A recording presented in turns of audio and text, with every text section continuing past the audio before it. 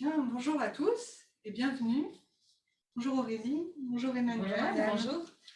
Nous sommes ici pour vous présenter le projet d'extension du bâtiment de Zola, qui pour mémoire a été construit en 2015. Nous aborderons donc au cours du webinaire... bâtiment. Oui, le bâtiment, non, mais oui. Nous aborderons donc les intentions de départ et la conception du bâtiment. Nous aborderons également les étapes du projet, ainsi que les questions pratiques qui sont importantes pour nous tous, notamment les questions de la salle de convivialité et les questions liées au parking. Vous aurez la possibilité de poser vos questions en direct. Et lorsque ce ne sera pas possible pour des raisons de temps, nous y répondrons en différé puisque ce webinaire est enregistré, vous y aurez accès en replay. Alors Emmanuel, je sais que c'est un projet qui te tient à cœur. Pour quelles raisons? Un projet qui est important pour la caisse primaire parce qu'il ne s'agit pas juste d'ajouter un morceau de bâtiment. En fait, on veut faire de notre siège vraiment la vitrine de l'ensemble des activités de la caisse primaire. Et donc, on va trouver ici non seulement l'accueil de nos assurés sociaux, mais aussi nos offres en santé dentaire, nos offres en prévention avec le centre d'examen de santé. Donc, il y aura pour les assurés sociaux ici une nouvelle offre avec une vision globale de ce que la caisse primaire peut leur offrir. Et puis, pour les professionnels de santé, il y aura maintenant un accueil dédié qui permettra de marquer l'attention importante qu'ils attendent de nous et auquel ils ont droit. Donc, on aura un nouvel accueil professionnel de santé. Dans ce bâtiment, on va aussi rechercher un impact sur la façon dont on travaille ensemble. Et donc, on va avoir un espace modulaire extrêmement important pour permettre de se réunir dans des formats très différents, grand format, plus petit format, mais favoriser ce climat d'échange qu'on souhaite continuer à développer au sein de la caisse primaire d'assurance maladie. On aura un espace campus pour accueillir nos formations. Voilà, donc des compléments d'offres et une façon de vivre ensemble qui sera différente. Avec un projet qui a été choisi parce qu'il y avait une attention à l'impact environnemental important. On y reviendra aussi dans la matinée, mais c'est quelque chose qui est important pour nous. Merci. Aurélie, rebonjour. Bonjour. On avait tout ce qu'il fallait en fait à la caisse primaire du Rhône. Pourquoi ce projet? En effet, et d'ailleurs les salariés qui sont concernés par le déménagement travaillent dans des sites auxquels ils sont souvent attachés. Ce sont souvent des sites historiques, je pense par exemple au site de Verlaine. Le problème, c'est que ces sites présentent un certain nombre de problèmes, je pense des problèmes de confort, des problèmes d'accessibilité, des problèmes de fonctionnalité. Donc, il faudrait rénover ces sites. La difficulté, c'est que ça coûte cher, très cher, et que ça coûte en fait beaucoup plus cher que de construire une extension sur un terrain qui nous appartient déjà. Et l'objectif, c'est vraiment d'offrir d'excellentes conditions de travail à l'ensemble de nos salariés.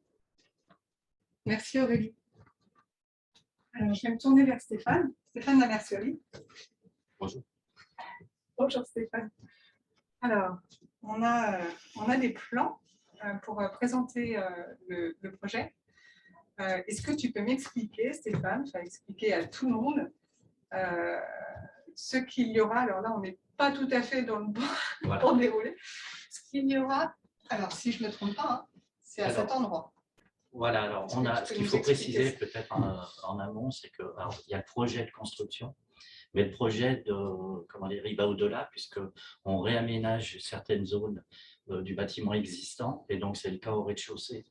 Et si on commence là sur la rue Pierre Cacquart, on voit en vert donc, la clinique dentaire qu'on va transférer de Verlaine. En rose, en rose ici, donc en vert, je vous disais, attendez, j'avais positionné le souris. Voilà, donc en vert ici, le CSD qui va arriver de Verlaine, et en rose, la zone professionnelle de santé, accueil professionnel de santé dont vient vous parler Emmanuel. Ensuite ici, sur la construction cette fois, en bleu, on a le centre d'examen de santé qui aujourd'hui est implanté à Baraban. Et toute cette zone ici que vous avez en brune, c'est ce que vient aussi vous évoquer Emmanuel, c'est une zone, notamment cette partie-là, modulable, puisque c'est une zone, ce qu'on appelle la salle multifonction modulable, qui va nous permettre quand toutes les cloisons sont repliées, d'accueillir à peu près pratiquement 200 personnes. Et après, on peut la moduler pour, comment dire, pour faire des plus petites salles en fonction des besoins de réunions plus petites ou autres. Ensuite, sur cette zone-là, on va avoir des zones, on va dire, logistiques, vestiaires, zones de stockage, justement, pour aménager cette zone-là. On aura une zone de stacking, alors c'est important de le souligner, parce qu'on est conscient que quand on va amener des personnes sur les salles de formation ou autres, il ne faut pas qu'on engorge non plus le réfectoire actuel. Donc, on a cette grande zone-là qu'on pourra utiliser en zone de snacking quand on aura des séminaires ou des formations plus importantes. Et ici, donc, c'est les premières salles de, de formation qu'on a, sachant qu'on est là donc, sur les 2 étages. On va le voir après.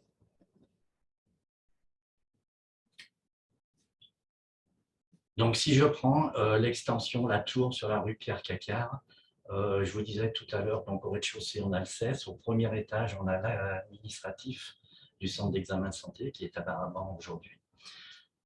À l'étage du dessus, on a l'administratif du CSD qui aujourd'hui est à Verdun. Et sur les 3 et 4e étages, on a donc au 3e les IRP, puisque vous avez vu tout à l'heure qu'on utilise pour la zone CSD, accueil professionnel de santé, les surfaces qui aujourd'hui sont occupées par les IRP. Donc 3e IRP et 4e étage, les instances représentatives du personnel, pardon, et le comité d'entreprise au 4e étage. Et puis alors sur la tour qui est sur la rue, voilà, on a donc au premier étage d'autres salles de formation et au 2e étage d'autres salles de formation. Et là aussi, on empiète sur le bâtiment C, sur le 2e étage, sur des zones existantes pour, je dirais, répondre aux besoins aujourd'hui des salles de formation qu'on a sur VRV. Voilà. Voilà ce qu'on va avoir sur cette extension. Merci. Alors, je vais donner la parole maintenant aux architectes des cabinets BAMA et LFAPS, qu'on a la chance de les avoir avec nous, Louis Turcan, Maxime Créter et Antoine Trolla. Alors, vous avez conçu ce bâtiment, est-ce que vous pouvez nous en parler? Oui. Alors, tout d'abord, c'est un réel plaisir pour nous d'avoir l'occasion de travailler sur ce projet ambitieux aux côtés de l'équipe de la CPAM du Rhône. On va avoir éventuellement des visuels. Merci. Donc, le projet architectural de Zola a été pensé à la fois dans un entrelacement entre les questions de paysage d'une part et d'architecture d'autre part, dans une relation entre les espaces intérieurs et extérieurs, avec un réel soin qui est apporté au traitement notamment de ces espaces extérieurs, et ce pour plusieurs raisons. Effectivement, le siège actuel bénéficiait d'un jardin planté sur la dalle du parking, et il nous tenait à cœur dans le projet de restituer sous une forme différente ce jardin. Et d'autre part, proposer des espaces extérieurs qualitatifs, c'est également créer des vues, une toile de fond pour le regard, depuis l'intérieur des bureaux, depuis l'intérieur des cabinets de consultation, qui permettent également d'apporter l'intimité inhérente au programme du siège social. C'est pourquoi le projet vient donc se construire autour de 4 patios qui présentent des paysages différents, qui sont en lien avec des usages divers. Et cette présence végétale permettra d'apporter davantage de biodiversité, de fraîcheur et de qualité d'usage au siège Zola. Le centre d'examen de santé, qui est une des entités emblématiques du projet, qui viendra s'installer côté Pierre-Cacquart, s'installe donc autour de 3 de ces patios. Donc le premier, le parvis, qui est en pierre, essentiellement minérale, viendra créer en fait un lieu d'accueil, un premier seuil entre l'espace de la ville et l'espace de soins, et proposera avec un bel arbre en pleine terre ainsi qu'un banc, un lieu de pause pour les patients avant de pénétrer dans le centre d'examen de santé. C'est également un parvis qui affirmera la présence institutionnelle de la CPAM ainsi que sa fonction d'accueil pour les patients. Les salles de soins des infirmiers et des médecins s'ouvriront quant à elles sur un patio à l'abri des regards qui viendra baigner de lumière l'intérieur tout en se reflétant sur un miroir d'eau dans lequel pousseront des plantes aquatiques et une belle vigne vierge. Et ce patio, donc, qui est un lieu essentiellement contemplatif, viendra apporter l'intimité, la confidentialité qui est nécessaire dans ces cabinets de consultation. Également, la présence de l'eau et la présence végétale apportent une présence apaisante pour les patients et pour les praticiens. Un second patio de l'autre côté du CES viendra également éclairer les autres cabinets de consultation ainsi que les circulations. Effectivement, cette question de la lumière, de la juste quantité de lumière apportée à chaque espace, ainsi que des vues agréables, ont été quelque chose qui a guidé la conception architecturale de ce projet. On trouvera donc dans ce patio quelques arbres ainsi que des graviers blancs d'inspiration japonaise. Le campus, en orange, quant à lui, sera composé, comme l'a dit Michel Lamercerie, d'une part de la grande salle de conférence, du lieu de snacking, ainsi que du centre de formation. Et il s'implantera autour du plus grand des patios, où la présence végétale est la plus importante. On y trouvera des arbres, des plantes aromatiques, des buissons qui viendront créer un paysage olfactif et visuel agréable, qui a été pensé comme un lieu récréatif. Donc on y trouvera des assises pour venir boire un café, prendre une pause, mais pourront également y être organisés des apéritifs ou des cocktails à la sortie d'une salle de conférence sous un espace couvert. Donc c'est un lieu qui a été pensé pour l'ensemble des usagers collaborateurs de la CPAM. Cette question du paysage est omniprésente dans le traitement du rez-de-chaussée. Il nous tenait à cœur également d'apporter une présence végétale pour les usagers qui seront amenés à travailler dans les étages de l'extension, mais également dans les étages de l'existant, car ils avaient jusqu'à aujourd'hui la vue sur un jardin.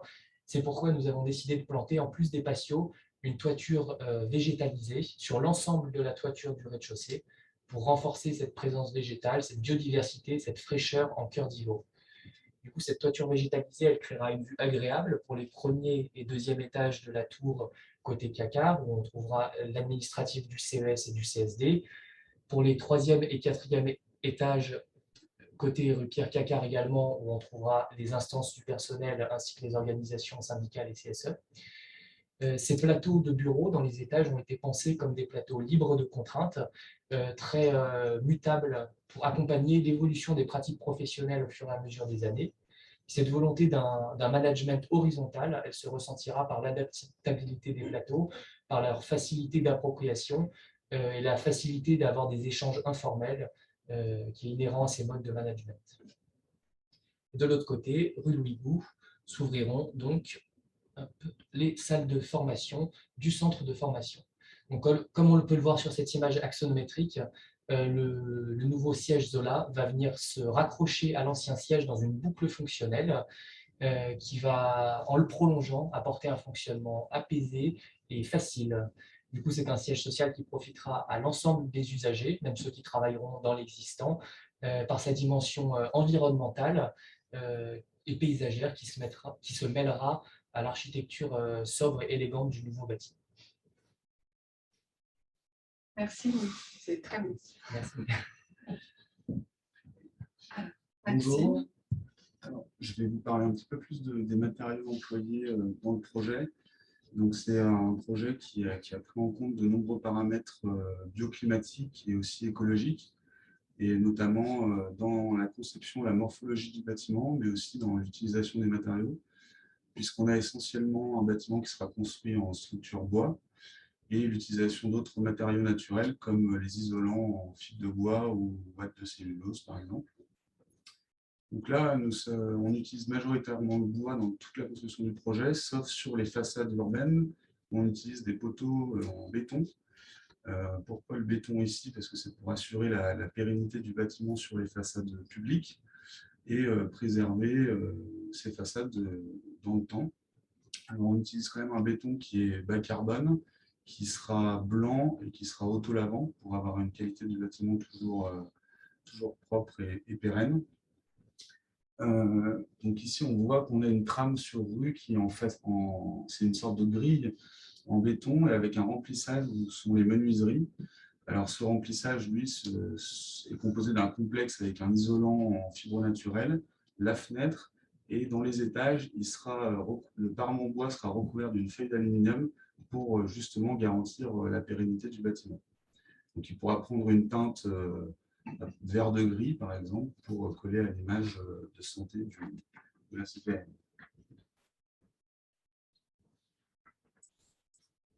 Après, côté intérieur du site et sur la nappe basse que vous a présenté Louis, on a pu conserver notamment les menuiseries et les habillages et les parements en bois à l'extérieur sans les recouvrir de cette feuille d'aluminium puisqu'ils seront protégés d'une casquette qui les protégera des intempéries. Donc là, on assurera une bonne pérennité du bois à l'extérieur et ça nous permet de ramener plus de chaleur et quelque chose de plus humain à l'intérieur du site. Au-dessus, on voit également, au-dessus de cette nappe, la toiture végétalisée. Alors, on a végétalisé la toiture pour des raisons visuelles depuis les étages et favoriser la biodiversité. Mais cette toiture végétalisée permet aussi d'apporter une inertie dans le bâtiment et une chaleur qui réduira les consommations d'énergie. Et aussi d'absorber, de faire une première absorption et une évaporation des eaux de pluie qui diminueront après l'infiltration des eaux de pluie dans le réseau urbain.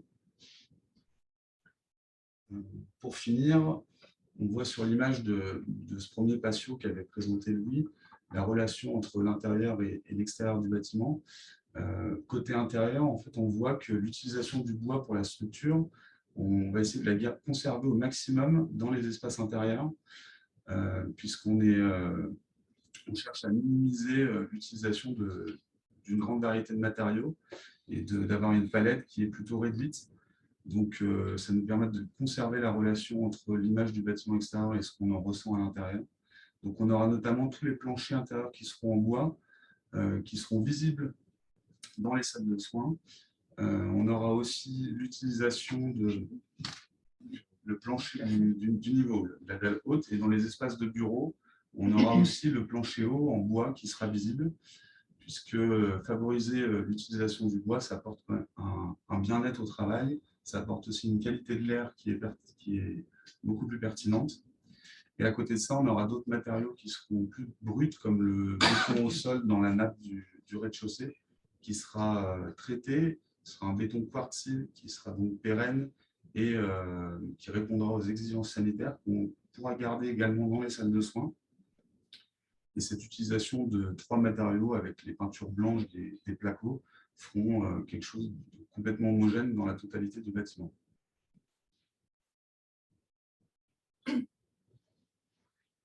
Merci. D'une manière plus générale, accompagner la CPAM pour un architecte, c'est accompagner une institution publique de premier plan qui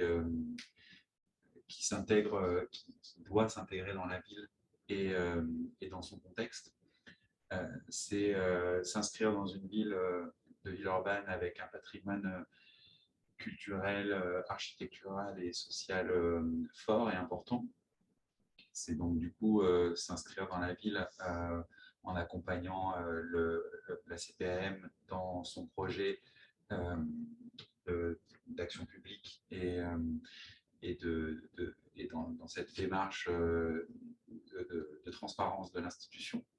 Et donc du coup, nous avons réintégré des codes urbains qu'on peut retrouver sur les gratte-ciels ou dans les HBM, dans tout ce passé social de la ville, qui nous semblait important pour réinscrire le projet du siège dans son espace public et le réouvrir sur l'ensemble des acteurs et l'ouvrir à la société en le rendant plus accessible et peut-être dans une lecture plus institutionnelle.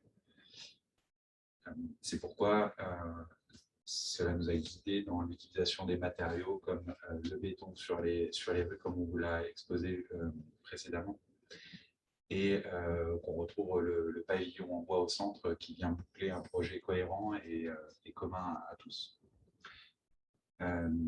Pour l'architecte, c'est défendre une forme de sobriété architecturale et de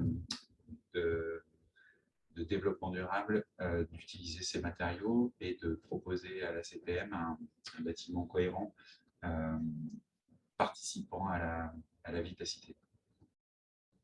Merci. Merci à tous les trois. Les images sont très parlantes, c'est un beau projet. Merci Stéphane. Et accueillir maintenant Sylvie Boineau et Corinne Fermoz qui nous rejoignent. Alors, Sylvie, Zola va accueillir beaucoup de salariés. Enfin, ça fait quand même quelques salariés en plus. Comment va-t-on organiser concrètement la salle de convivialité et le parking? C'est une question que beaucoup de personnes se posent. Oui, ce qui est légitime. Alors effectivement, on va accueillir à peu près une 60aine de salariés supplémentaires. Mais ce qui est rassurant, c'est qu'aujourd'hui, on est normalement 1000 personnes sur Zola, mais avec nos nouveaux modes de travail, on n'est jamais vraiment 1000 ensemble sur site. Donc déjà, on a une marge en termes de positionnement. En ce qui concerne le parking, c'est vrai qu'il faut savoir que des places vont être neutralisées. En particulier pendant les travaux, il y aura effectivement des places qui vont être neutralisées pour l'avancée du chantier. Pour le moment, on n'a pas encore la période exacte ni le nombre de places qui seront utilisées. On peut peut-être dire quand même qu'il y a beaucoup de choses qui ont changé depuis le départ de ce projet, et en particulier que près de 90% des salariés veulent télétravailler avec un volume de télétravail important. Et donc, la pression sur l'occupation du parking va diminuer. Par ailleurs, les municipalités de la métropole mènent une politique ZFE, zone à faible émission. Et donc, elles vont favoriser l'usage de parking relais aussi et la moindre emprise des voitures sur la ville. Donc, on s'inscrit aussi dans cette logique. Mais a priori, notre parking, la pression sur le parking sera moins importante que ce qu'elle était avant la crise sanitaire. C'est rassurant. En termes d'espace repas, c'est vrai que, comme on vous l'a dit, il y aura un espace snacking au niveau de la zone campus. Et il y aura également aussi un office traiteur qui permettra de la préparation des repas ou des buffets pendant les événements qui sont organisés. Donc là, de la même manière, c'est aussi rassurant. Il y aura de la place pour tout le monde, normalement, en salle de convivialité. Donc voilà, avec nos nouveaux modes de travail, avec nos nouvelles organisations, et puis avec les études aussi qu'on mène pour prévoir aussi de beaux espaces. Évidemment, on tient compte des demandes des salariés concernant le parking et la salle de convivialité, et ça devrait bien se passer. Merci Sylvie. Alors, du coup, c'est un projet à long terme. Corinne, est-ce que tu peux nous parler des étapes de la construction de ce projet? Oui, bien sûr, avec plaisir. Donc, nous sommes actuellement dans la phase administrative du projet. Le permis de construire va être déposé d'ici fin octobre 2021. Ensuite, le cabinet BAMA accompagnera la CEPAM dans le choix des entreprises qui vont réaliser les travaux. Le premier coup de pioche est envisagé aux alentours d'octobre 2022 pour une fin de travaux en juin 2024. D'accord. Alors, pendant ce temps, les collègues qui sont autour de ces travaux vont être impactés par le bruit, les tremblements. Des travaux d'une telle ampleur. Comment on gère ça alors? Oui, c'est vrai que des travaux d'une telle ampleur vont évidemment avoir des impacts sur nos collègues. Par exemple, comme on l'a dit tout à l'heure, donc le rez-de-chaussée du bâtiment, on va devoir déplacer donc les locaux des organisations syndicales, la salle coquelicot, la salle d'animation. Il faudra donc trouver des zones tampons pour reloger l'ensemble des personnels concernés dans les meilleures conditions possibles. Des nuisances sont évidemment à envisager, et notamment sonores, mais bon, on essaiera autant que possible d'en minimiser l'impact. Mais d'autant plus qu'il y avait vous aviez proposé, les architectes, des principes constructifs qui permettaient normalement de limiter ces nuisances. On n'a pas prévu d'en parler, mais si l'un de vous veut bien venir reprendre la parole là-dessus, ça peut être intéressant parce que je crois que l'approche, on ne va pas couler du béton pendant des mois, quoi. C'est tout ça qu'on peut dire. Oh. Qui est-ce qui prend la parole? Merci. C'était pas prévu. Antoine. Oui, en effet, la construction de filières sèches comme la construction en bois et la construction avec du béton qui sera en majeure partie préfabriquée permet de limiter effectivement les nuisances puisque c'est des pratiques qui deviennent courantes, notamment dans une charte de chantier. Le développement durable, c'est aussi prendre en compte les riverains, pas que les salariés de la CPM, et c'est aussi prendre en compte les riverains des LPM et puis et l'ensemble d'un secteur et d'un quartier. Et donc, du coup, tout est mis dans la charte de chantier, tout est mis en œuvre pour permettre de favoriser une acceptation du chantier avec nécessairement, comme vous le disiez, des nuisances, certes, mais qui sont minimisées par ces choix constructifs. On ne va pas avoir des mois de centrales béton qui vont tourner sur le, Exactement. sur le chantier. Je pense que les chantiers évoluent quand même beaucoup. Exactement. C'est l'intérêt de cette filière sèche et notamment des planchers dont parlait Maxime, des planchers en bois béton où on a une sous-face en bois qui permet, de créer un confort et une utilisation de l'espace agréable, mais aussi de maximiser les temps de chantier et de minimiser les nuisances. Ok, donc c'est assez rassurant pour les collègues. Merci. Ma dernière question, et pas des moindres. Aurélie, comment ce projet est-il financé?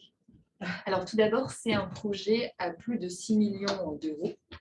Donc on a d'abord un financement CNAM qui est très important, mais on a également un financement du FNPEIS et du FNAS, qui sont des fonds de prévention et action sanitaire et sociale, donc qui est aussi un financement qui est cohérent avec les activités du bâtiment. Donc prévention pour la partie centre d'examen de santé et fonds d'ASS pour la partie centre de santé dentaire. Et ce qui est important, c'est que la CPM s'efforce de trouver un équilibre financier aussi entre la vente de ces sites qui sont vétustes ou inoccupés et le financement de ce projet. Okay. Merci Aurélie. On arrive à la fin de ce webinaire. Si vous avez des questions, vous n'en avez pas posé pendant les interventions, mais vous pouvez encore poser quelques questions. C'est le moment, n'hésitez pas parce que vous avez toutes les... Alors... Madame Murcia a levé la main. Alors, peut-être une question ou par écrit ou par oral. Je ne sais pas si on peut donner la parole. Plutôt par écrit, on me fait signe. Dans le petit module de questions-réponses. Bonjour Cathy. Bonjour Cathy. Quelle est votre question?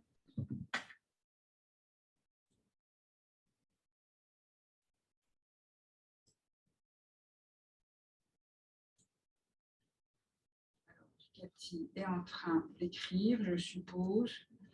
Une question bête ou bébête? Allez, Cathy, elle n'a toutes les questions sur les animaux. On y va. Est-ce qu'on pourra venir avec son chien au boulot? Non. Est-ce qu'on va venir avec son chat? Non. Un plan d'eau égale moustique. Ah, un plan d'eau égale moustique, moustique, tigre, etc. Alors, est-ce qu'on rappelle Antoine On rappelle Antoine pour nous aider parce qu'on est galère. On ne connaît pas moustique.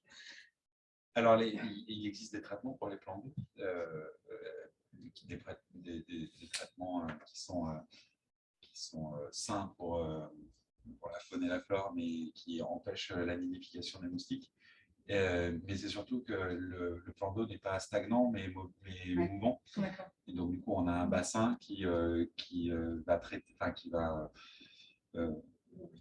faire vivre le cycle de l'eau et renouveler l'eau en permanence avec toujours un mouvement qui empêche la nidification.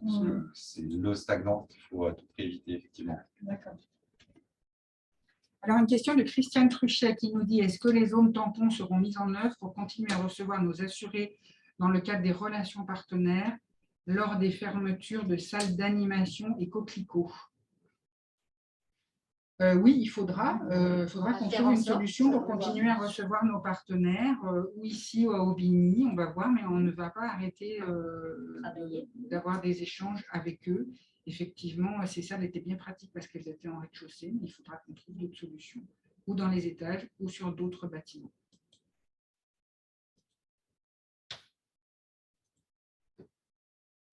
C'est tout. Est-ce que vous avez d'autres questions? Vous pouvez dire aussi, je trouve le projet super.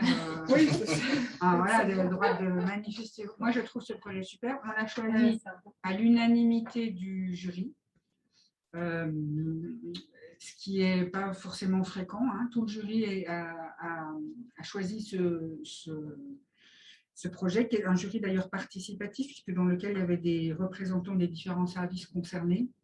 On a été particulièrement touché dans le projet qui était présenté par la présence des patios, ce souci du regard, d'une très grande qualité d'accueil pour des publics qui en plus au CES, au CSD sont des publics précaires. Et puis, quand vous avez vu les visuels, il y a une très bonne insertion dans l'environnement, mais aussi un abord institutionnel qui est très simple. On avait des projets dans lesquels on nous proposait une institution assez imposante, des grands volets d'escalier, etc., ce qui n'était pas du tout notre choix. Là, il y a une simplicité d'abord qui fait qu'on peut être accueillant pour un public qui est universel chez nous, puisqu'on reçoit tout le monde. Et c'était assez marqué dans ce projet-là. Bien sûr, sa composante écologique était très importante. Jérôme, est-ce qu'un passage permettra de communiquer entre Bonjour Jérôme, entre le bâtiment C et le nouveau bâtiment? Alors, on avait été très attentifs à ça. Les circulations étaient plus ou moins bien selon le projet. Et sur ce projet-là, c'était assez bien fichu. Allez-y, je vous passe la parole, Antoine. Antoine, il y a une vocation un peu de télé qui est en train d'émerger chez lui, un peu JT.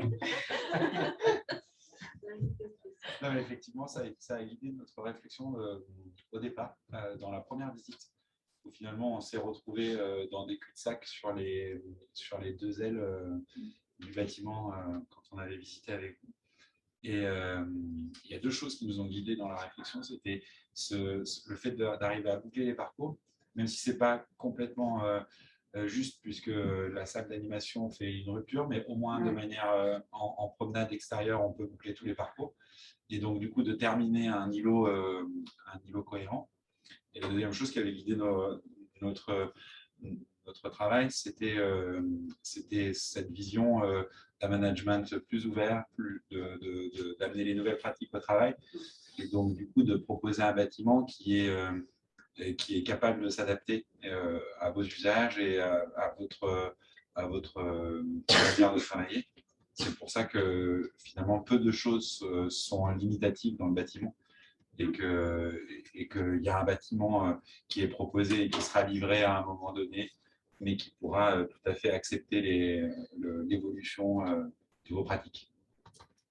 Alors, on a des réactions. Donc, un projet en tout cas ambitieux et dans la ligne écologique actuelle qui tient compte des publics reçus. Quand vont commencer les travaux? Car on a des travaux internes en cours aussi. Oui, c'est vrai. Corinne, vous l'avez dit tout à l'heure, démarrage des travaux 2022. Elle est en train de s'étoffer octobre 2022. Donc, on a encore du temps avant que les travaux ne commencent. Si on remonte beau projet en perspective, les explications sont claires. Merci de la part des CSD. C'est Juliette qui nous écrit. Magnifique projet. C'est vrai que ça va être sympa pour les CSD. Sans faillotage, les inquiétudes concernant le parking au vu du nombre de personnes en plus sur le site ont été levées. Super, c'est bien. Moi, je rajouterais une petite question. Comment ça va réagir ce bois en extérieur dans le temps? Est-ce que ça va se tacher, s'abîmer le bois, par essence, bouge et vieillit, comme la plupart des matériaux, au moins les matériaux naturels. Et c'est ce qui fait pour nous la qualité d'un bâtiment, c'est quand il sait vieillir finalement, et quand on l'a anticipé.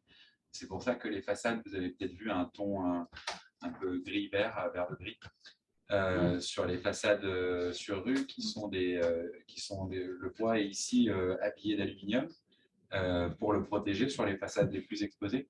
Et sur les façades en cœur d'îlot qui ont énormément de la présence du bois, on a des grands casquettes qui protègent des intempéries, du soleil, parce qu'on a la pluie qui va agresser le bois, et la pluie, le vent et le soleil également. Donc du coup, on a des grandes casquettes qui permettent de préserver ces matériaux en façade.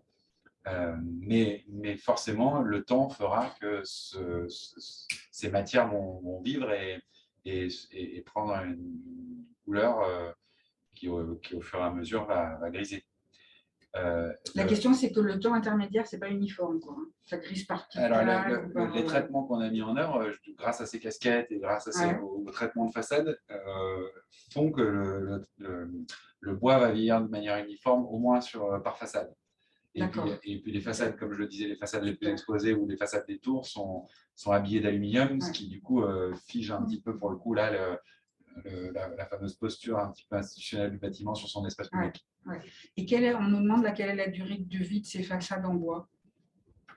En fait, nous serons vigilants pour que ce soit bien mis en œuvre. Mais si c'est bien mis en œuvre, comme vous avez peut-être tous en tête les chalets de montagne, les vieux chalets de montagne, là-bas, en fait, le bois est un des matériaux les plus résistants qu'on connaisse dans le temps. Donc, s'il est bien mis en œuvre, il saura résister plus longtemps que la vie du bâtiment. Donc, ça peut être un élément d'ailleurs, parce que c'est ce qui est intéressant dans ces matières, dans ces matériaux, c'est qu'ils sont réutilisables aussi. Demain, on démonte le bâtiment, on le déconstruit, on peut faire quelque chose de ces panneaux de bois qu'on ne peut pas faire d'autres matériaux. Et alors, est-ce que ce seront des essences exotiques? Non, c'est des essences locales. Donc là, c'est sourcé comme il faut. Oui. Exactement. Donc après, on choisit aussi le type de bois en fonction, parce que beaucoup de bois peuvent être sourcés dans la région, mais parfois on est soumis à des complexités d'approvisionnement et tout ça, notamment par exemple, je pense au bouleau. Le bouleau, on peut l'avoir en France, mais en fait, on va privilégier les pays de l'Est et la Russie qui ne sont pas forcément dans une logique la plus durable en termes de gestion des forêts. Donc, c'est pour ça que là, on privilégie d'autres essences qu'on est sûr de maîtriser dans leur approvisionnement. Ok, d'accord. Nous avons comme exemple le quartier de Confluence où le bois a très mal vieilli.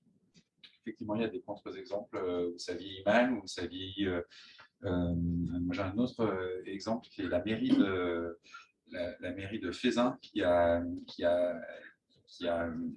vieilli de manière disgracieuse dans un premier temps, mais qui aujourd'hui s'est harmonisé et où l'ensemble des panneaux et l'ensemble de la mairie a su, avec le temps, a pris une couleur argentée qui correspond exactement au projet initial. Mais effectivement, parfois, il peut y avoir des phases intermédiaires disgracieuses. On est d'accord. Et la question du feu n'a pas été posée, mais est-ce que ces bâtiments en bois, c'est plus dangereux à l'égard du feu? Du coup, le bois est plus résistant que l'acier, par exemple, et parfois même que le béton, parce que du coup, il a cette capacité à résister plus longtemps que d'autres matériaux à la combustion. Il ne va pas s'effondrer. Il ne va pas s'effondrer d'un coup, il ne va pas se plier, il va se consumer petit à petit. Et donc, en France, il y a une espèce de logique de l'évacuation d'un bâtiment qui fait en sorte que l'ensemble des gens puissent évacuer rapidement, donc en une demi-heure ou en général. Et donc, du coup, le bâtiment on fait en sorte que les gens puissent évacuer le bâtiment, et le bois, lui, va permettre de conserver, les structures et l'intégrité des structures pendant largement plus longtemps que ce qu'il faut pour l'évacuer. Et en plus de ça, il va moins provoquer de fumée ou d'éléments toxiques. C'est aussi un élément. C'est moins dangereux quand ça brûle. C'est ça. Les gens ont des fumées, pas du feu quand il y a des incendies. Exactement. Ça n'a rien à voir avec le feu, mais finalement, ça y participe. C'est que dans votre volonté de créer des espaces flexibles, ça nous a imposé aussi une réflexion sur une espèce de vérité constructive et une simplicité des matériaux. Donc, du coup, on a supprimé aussi tout ce qui est faux plafond, moquette ou autres aménagements qui parfois limitent un peu la modularité des espaces ou coûtent. Et du coup aussi limiter ces matériaux, ça participe aussi à moins d'impact carbone, donc plus de responsabilité écologique, mais c'est aussi plus de simplicité en termes de lecture du feu ou de lecture de ces choses-là. Moi, je voudrais juste rajouter par rapport aux façades qu'avec le département immobilier, ben, on a une vigilance en fait, à l'évolution des façades sur les différents sites et que ce sera le cas bien sûr aussi avec l'extension. Et que Stéphane ira les poncer tous les ans. Non, mais par exemple, Quand je serai à la retraite.